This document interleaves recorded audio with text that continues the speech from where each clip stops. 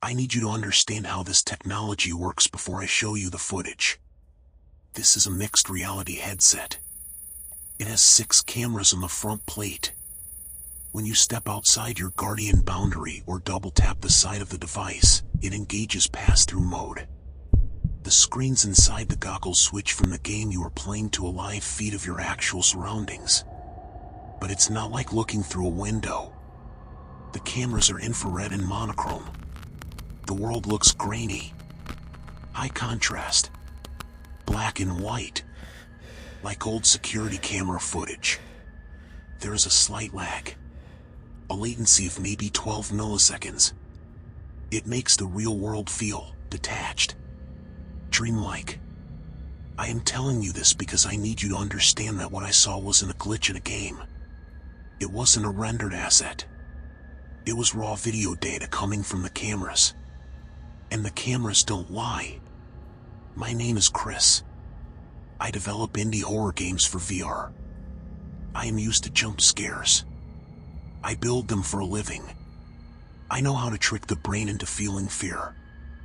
I bought this specific headset, a developer kit prototype, because it claimed to have the best low-light tracking on the market. I was working late last night. It was around 2:30 a.m. My office is in the basement. It's soundproofed. No windows. Just me and the hum of the PC tower. I was testing a level where the player has to navigate a dark maze. I got thirsty. Instead of taking the headset off, I just double-tapped the temple to switch to pass-through. The game world dissolved. The grainy, black and white view of my basement office faded in. I saw my desk. My monitors glowing white in the infrared spectrum. My water bottle. I reached out and grabbed the bottle. I took a sip. Then, I turned around to check the door behind me. I wanted to make sure I had locked it. In the pass-through feed, the door was closed. But standing directly in front of the door was a person. They were tall. Maybe 6'5". They were wearing what looked like a heavy coat, but the texture was wrong. In the infrared camera view, the coat looked like it was absorbing all the light. It was a silhouette. A void. But the face was pale white. Glowing. And it was looking right at me. My heart stopped. I assumed it was my roommate, trying to scare me. "Very funny, Dave," I said. My voice sounded muffled inside the helmet.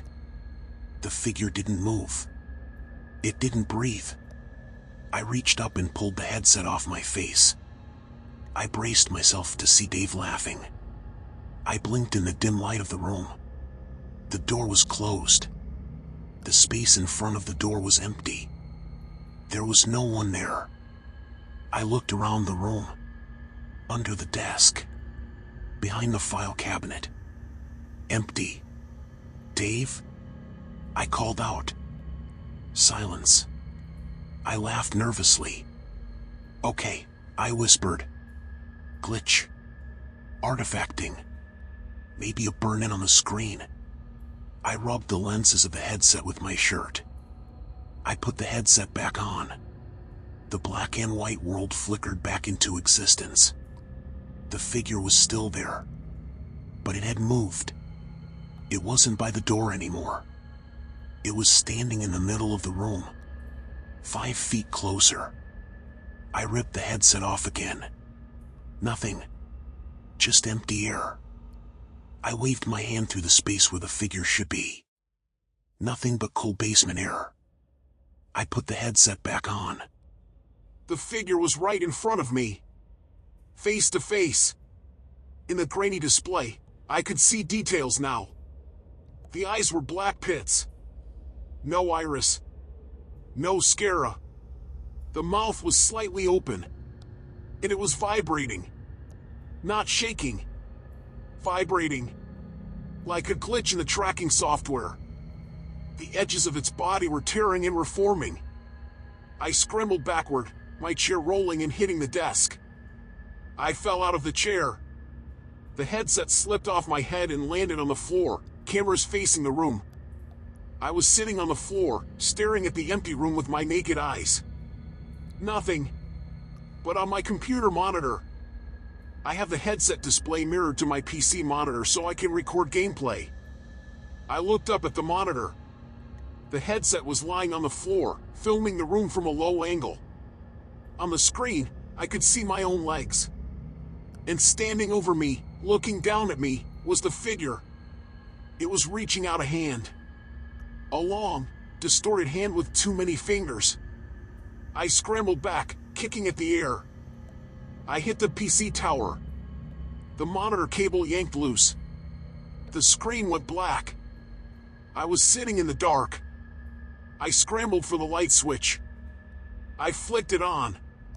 The room flooded with artificial light. Empty. Just me, the chair, and the headset lying on the floor. I grabbed the headset. I wanted to smash it.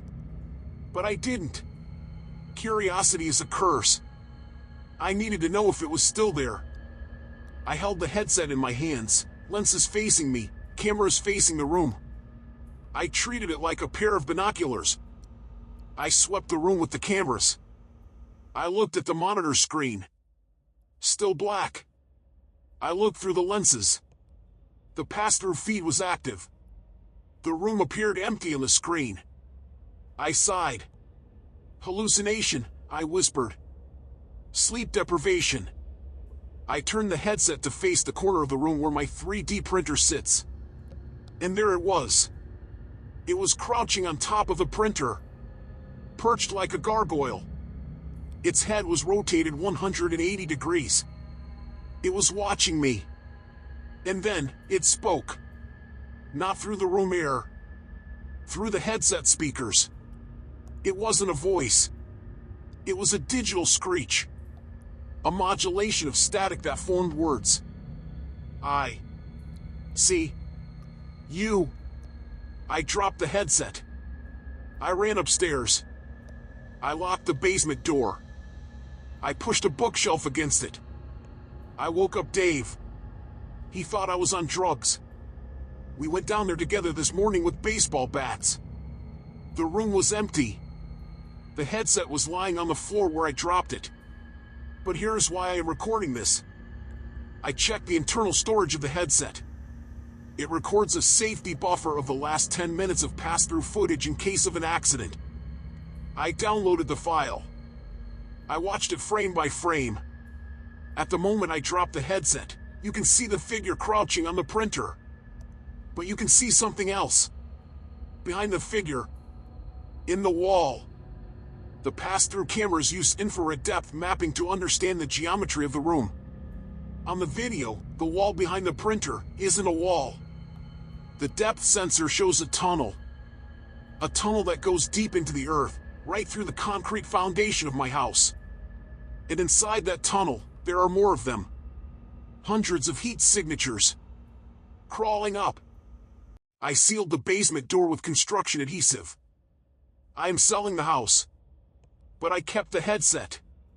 Because an hour ago, I turned it on in my hotel room. I didn't put it on. I just faced it towards the mirror.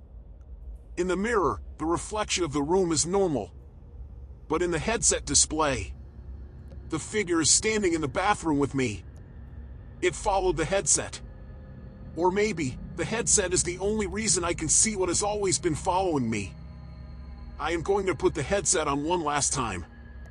I need to ask it what it wants. If this video uploads, it means I didn't take it off in time. The battery is at 4%. The lights in the hotel room just flickered. And through the lenses, the figure is pointing at the door. Someone is knocking. But the pass-through shows no one in the hallway. The knocking is coming from inside the room. From the closet. I'm going to open it. I have to know.